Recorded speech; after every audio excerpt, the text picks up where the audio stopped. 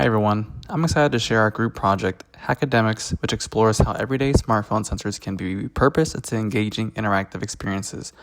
Over the past few weeks, our team has designed and built a mobile puzzle game that uses sensors found in everyday smartphones to create sensor-based challenges. The idea behind Hackademiks came from the realization that most people carry around powerful sensor-packed devices but rarely interact or even know about those sensors.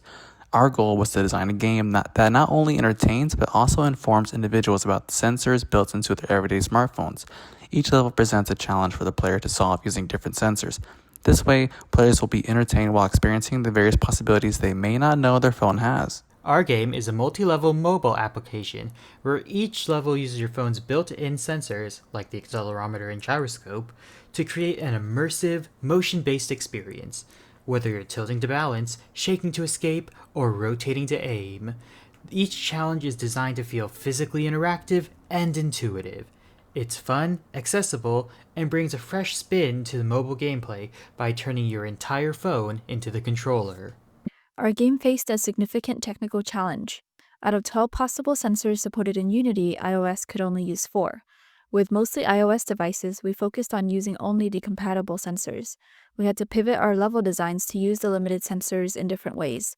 This resulted in team members developing unique levels with varied approaches to using the same set of sensors.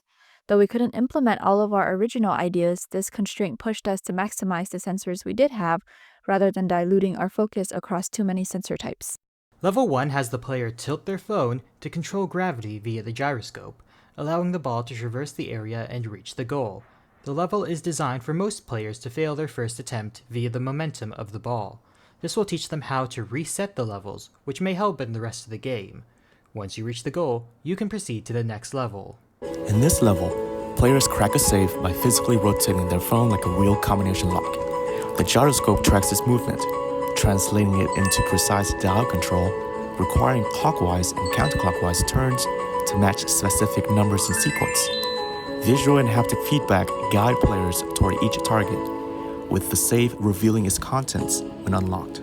The player guides a marble through a maze by tilting their phone.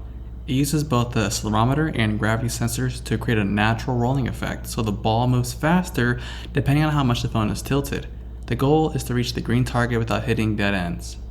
Going into level 4, we use the tilt of the accelerometer in the y-axis to determine moving through an area in space. If we flip the phone over, we go down the y-axis and we find this little planet. In Level 5, players shake their device, triggering gyroscope sensors to release hidden objects onto the screen.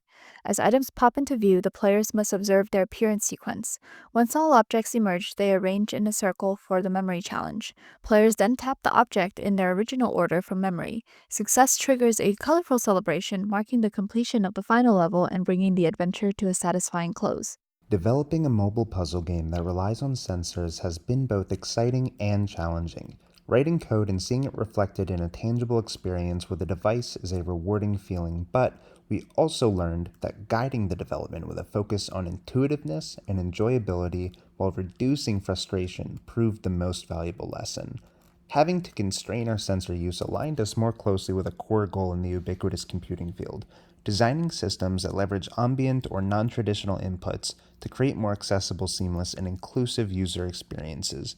By relying less on standard touchscreen interactions, we opened the door to game mechanics that could be more intuitive or engaging for users with varying abilities or contexts of use. In a more complex project, we think it could have been better to identify limitations more in-depth first to save effort on development. Otherwise, it can be better just to get started building and work around problems as they come up, especially for prototypes and MVPs.